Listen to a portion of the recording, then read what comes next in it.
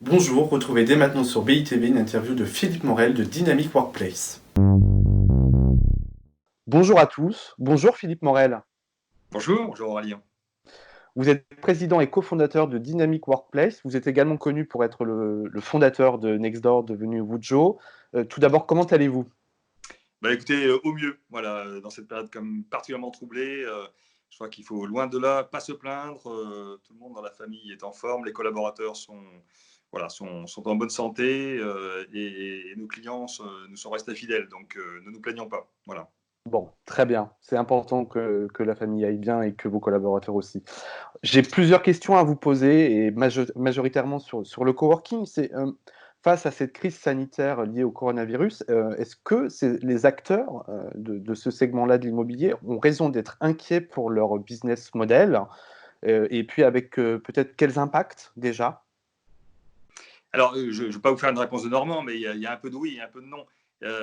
Oui, ils ont raison, parce que c'est vrai que fondamentalement, les acteurs de coworking ont un modèle qui est basé sur des contrats courts. En tout cas, un engagement qui peut être très court, et une capacité pour un grand nombre de leurs clients à faire un pas en arrière, et donc à quitter l'espace de coworking, avec des préavis qui sont d'un mois, parfois deux, mais c'est vraiment le grand maximum. Ce qui veut dire que là, comme il y a quand même pas mal d'entreprises, on pense notamment aux indépendants, mais qui ne sont pas la grande majorité des espaces de coworking, mais surtout aux TPE, PME, et puis parfois à quelques grands groupes qui vont réduire un peu la voilure, ils Mhm. risquent de se retrouver, alors non pas forcément au sens monétaire du terme dès le mois d'avril, mais plutôt sur sur un mois de mai et un mois de juin, avec voilà, un trou de chiffre d'affaires, avec un nombre de départs assez significatif.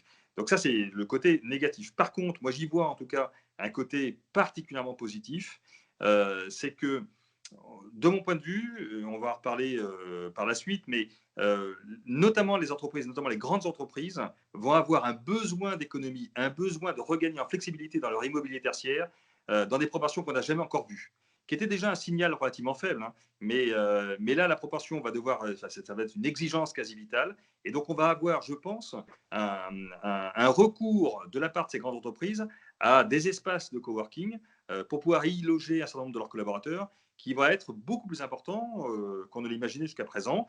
Jusqu'à présent, le marché du coworking représente entre 2 et 5%, on va dire schématiquement, des postes de travail dans les grandes agglomérations. Ce chiffre-là devrait, dans les prochains mois, dans les 6 à 12 prochains mois, augmenter de mon point de vue très très fortement pour atteindre peut-être 10 voire 15%, beaucoup plus rapidement en tout cas qu'on ne l'avait imaginé. On parle aussi de ces loyers hein, qui ne pourront peut-être pas être payés, notamment par les TPE, PME et les indépendants qui sont déjà dans des centres de coworking. Est-ce que le coworking ne peut pas être une solution demain pour les grands groupes? Est-ce que ça ne va pas les pousser à innover et peut-être imaginer et copier le modèle du coworking avec des abonnements à la journée, à la semaine, au mois? Est-ce que là-dessus, vous pouvez nous éclairer? Alors, vous avez raison, c'était déjà un signal faible, hein, ça avait déjà commencé, parce que ça part d'un principe qui était déjà existant avant malheureusement la crise. Le taux d'occupation moyen des grands bâtiments tertiaires, des grands sièges sociaux, est en train de baisser fondamentalement, parce que déjà le nomadisme, le télétravail d'une part et le nomadisme plus largement est en train de se développer. Donc on voit bien qu'un nombre grandissant de collaborateurs venaient moins souvent dans leur espace, au siège social par exemple, dans leur espace de bureau. Et donc, il y avait un taux de consommation de ces espaces-là qui était en train de baisser. En moyenne, historiquement, il s'est situé autour de 60%.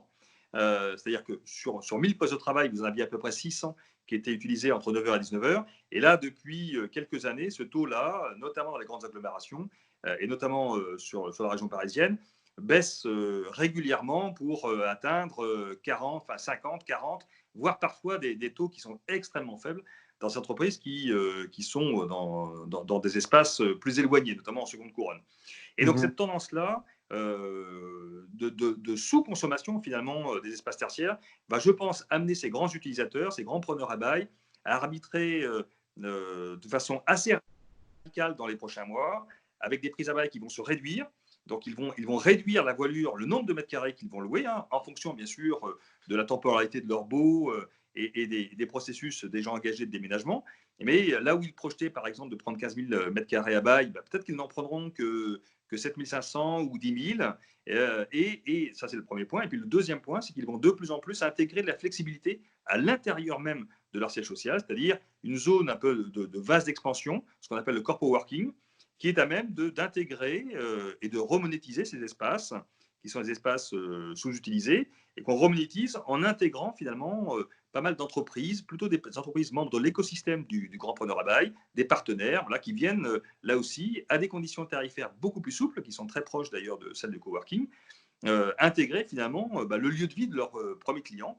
Et ça, c'est extrêmement important, à la fois pour le grand client qui remonétise ces espaces et qui fait vivre une expérience complète à ses collaborateurs et à ses partenaires, et puis aux plus petites entreprises qui peuvent s'héberger à moindre coût dans un grand bâtiment beaucoup plus serviciel. Est-ce qu'on peut imaginer des crashs de sociétés dédiées au coworking et une rationalisation ou des fusions entre différents groupes?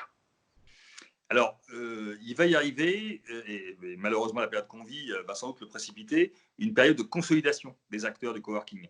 Donc effectivement, certains vont, parce qu'ils sont plus fragiles, vont sans doute se rapprocher d'autres, fusionner, se vendre. Voilà, donc là, cette période de consolidation des entreprises dans un marché qui est extrêmement récent va s'opérer, et c'est le propre de tous ces marchés récents qui se créent ou qui se sont créés dans les dizaines d'années ou au siècle précédent.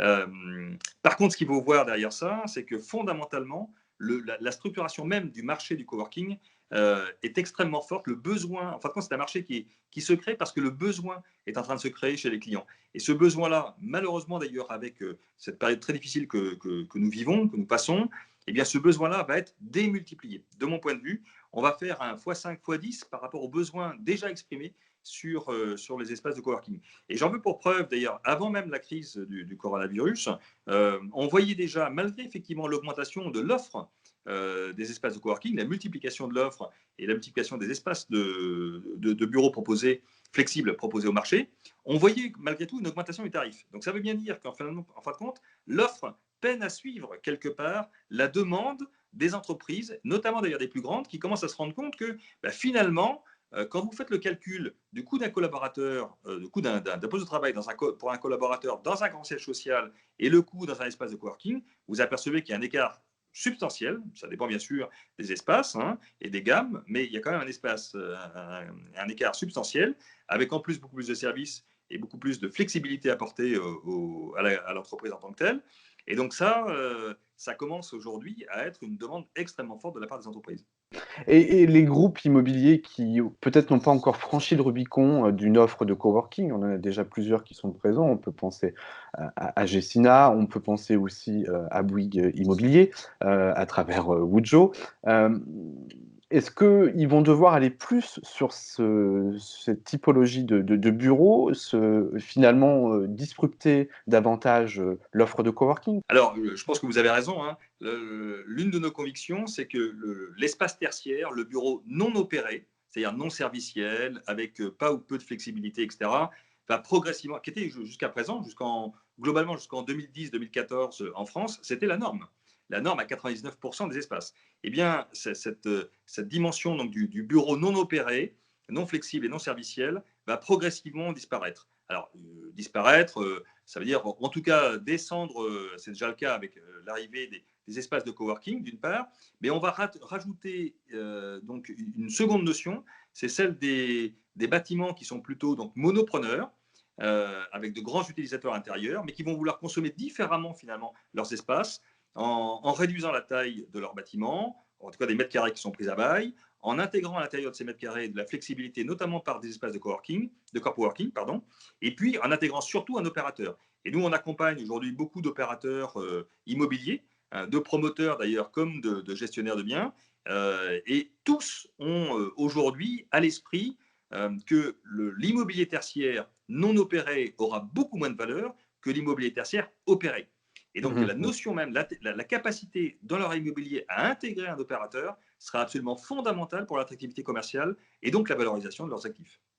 Justement, Philippe, si on se projette dans le futur, quels sont, selon vous, les 3 critères fondamentaux pour qu'un actif ne perde pas de la valeur et justement en gagne? Alors, ils sont effectivement essentiels. Premièrement, l'intégration de solutions de flexibilité à l'intérieur de votre grand espace tertiaire. Le deuxième point, c'est l'intégration de la digitalisation, enfin, version plateforme digitale, intégrant des services, pilotant les services et pilotant le bâtiment, et permettant de monitorer le fonctionnement du bâtiment. Et puis le troisième point, c'est l'animation de la communauté. Avec effectivement des équipes et des services, notamment de restauration, de café, qui sont professionnels dans ce domaine et qui sont capables d'animer les communautés. Et tout cela nécessite l'intégration d'un opérateur de siège social, dont c'est le savoir-faire aujourd'hui qui n'existe pas chez des acteurs de l'immobilier traditionnel. Ok, très bien. Merci Philippe pour le temps que vous nous avez accordé. Merci à vous de nous avoir suivis. N'oubliez Merci. pas, restez chez vous et je vous donne rendez-vous à très bientôt sur BITV pour d'autres décryptages et d'autres interviews. Merci.